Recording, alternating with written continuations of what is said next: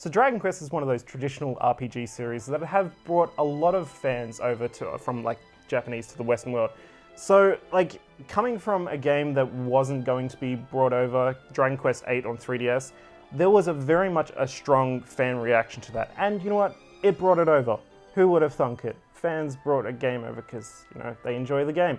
So we've got a 3DS version of Dragon Quest VIII. Yep, and so basically it's the 3DS version of Dragon Quest VIII, so the story is pretty much the same. You've got your band of merry characters who are going around on a quest of revenge. They changed a few things. For example, you got a bit of extra content. I think there's a couple of extra party members and some other stuff. Yeah, about 2 extra party members. That did come from the Japanese international version of on the PS2, but it doesn't really matter. We're getting new content.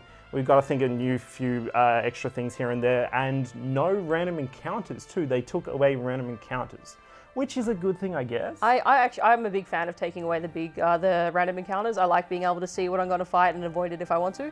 The only problem with that, though, is that it adds like 5 seconds of loading time for every encounter, which sure is understandable because it's a 3DS, you're portable, but you don't hide that via a black screen.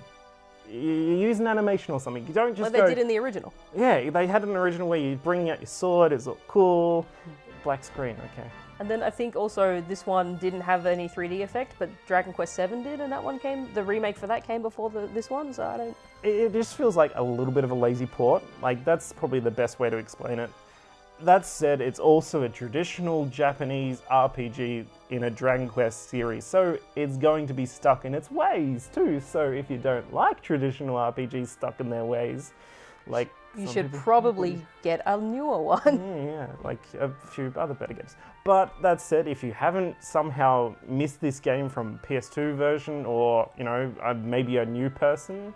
Yeah, so I didn't actually play the original one, and I've actually, for PS2, and I've enjoyed the 3DS version. I've enjoyed the voices, I've enjoyed the characters, I've enjoyed the battles and the skill up. I saw you sort of move. Voices? I'll just, like... Alright, sure, it's a 3DS game, you're not going to give us Japanese voices, but, oh man, the voices, at least you can turn them off. That's one thing, you can turn off the voices. But they're just bad. But alright, it's one of those games that if you are a fan of your traditional Japanese RPGs, you should probably pick this up, because it is a classic. It's one of those games that, everyone Every second person has played in the West, at least. Yeah, every second person who even likes this, that area will have played it.